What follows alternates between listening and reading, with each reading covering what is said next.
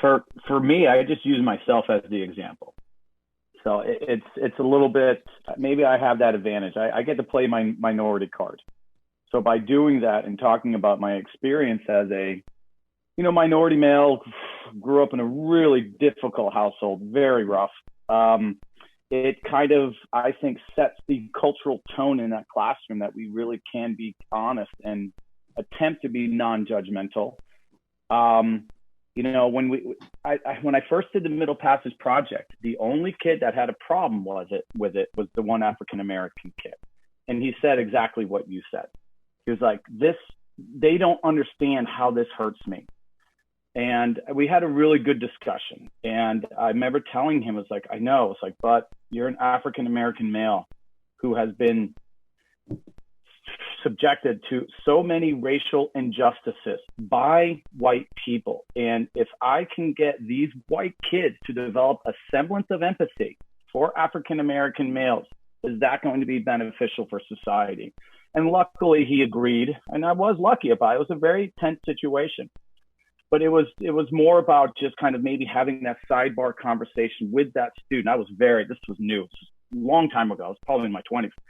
And, nowadays what I've learned is you have that sidebar conversation with the student beforehand, not in front of everyone. You don't point them out in front of the whole crowd. Hey, talk about your experience as being a Black woman. Or what?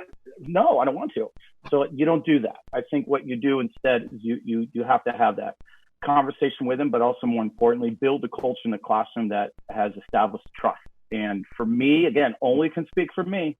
I make myself very vulnerable in the classroom. I do talk about my past. I want kids that have maybe been abused, neglected, ostracized, discriminated against to look at me and say, hey, maybe that happened to him too. And maybe I can establish a level of congruency with that guy.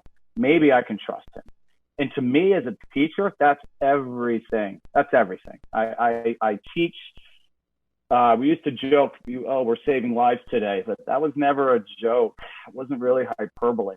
I believe that we have the power to really change the way people see themselves and help them navigate through this complicated world with a bit more ease. One more thing I do want to say, because it keeps popping up in my head. What do we have to sacrifice? I keep hearing. And I think one of the things that is so difficult, again, but I've seen this from the very beginning, I think what we have to sacrifice is our own pretentious standardization of academia. It is so intimidating to have a conversation with people, and I'm including students, at Concord Carlisle, to the point in which it's horrifying.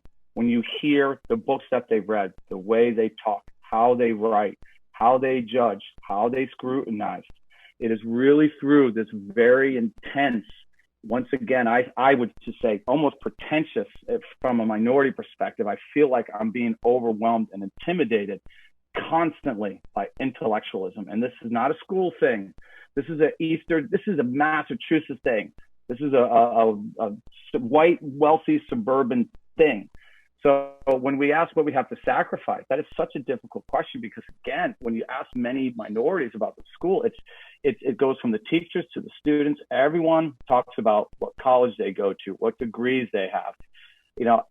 These are conversations I've never been able to be a part of. What vacations they're going to. Are you going to see your mom and dad? I haven't seen my mom and dad in a decade. These are the type of things that does ostracize many, many people in our school. So I think what we as a community, this isn't just teachers again, I mean as a community, Concord, Carlisle, Boston, we have to kind of let go of our own sense of superiority. That we do go to the best schools, and all of it, but you know what? It actually, what it does is attract the same type of people back to the school.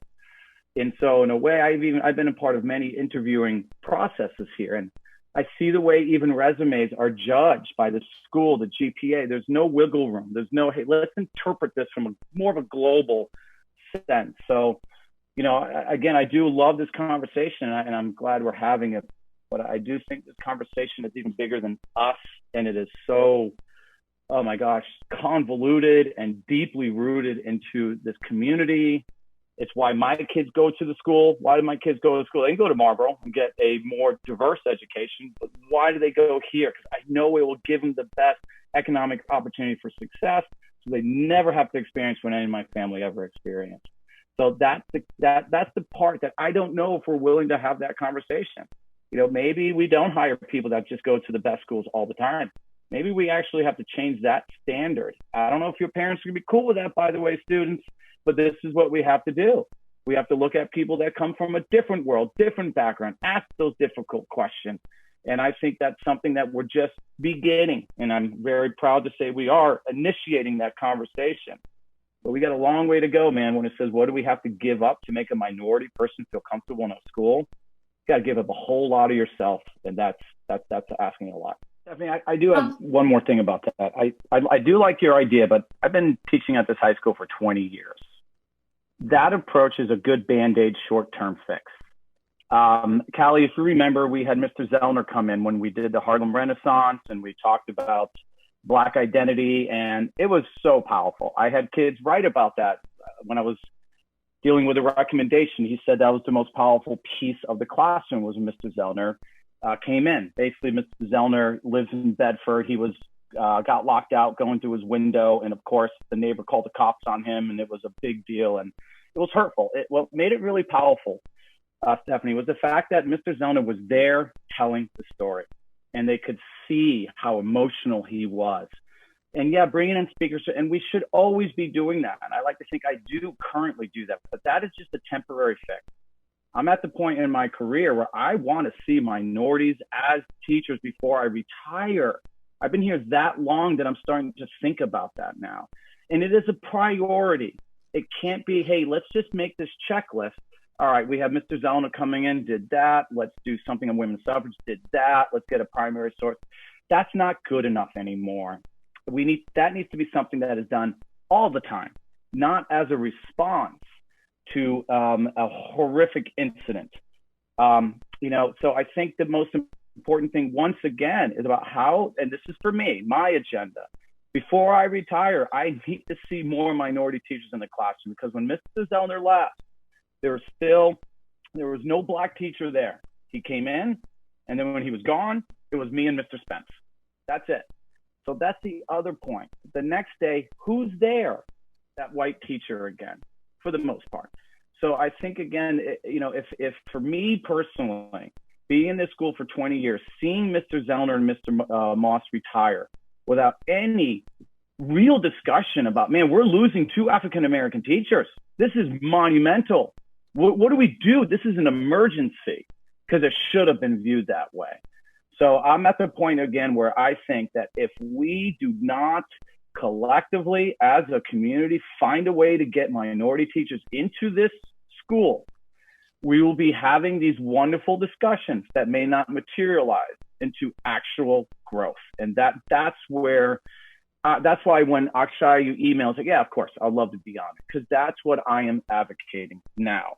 Like I said earlier, the teachers that I teach with are some of the most respectful, you've seen it, intelligent, admirable, compassionate. My God, they're so amazing. It gives me, and please don't take it the wrong way, but it gives me faith in white people working at the school. It gives me hope. And I think you got to be a minority dude to say that. That gives me hope. Looking at, I remember Twice Told Tales. It was such a powerful year. My son was in it too, so that was a big part of it. But the growth that I saw out of these students when it came to seeing the world more universally, as 17-year-olds, and I said this to them the last class, we got all emotional, it was great. I was like, you guys give me hope and faith in this country. You do. You are the ones that give me hope.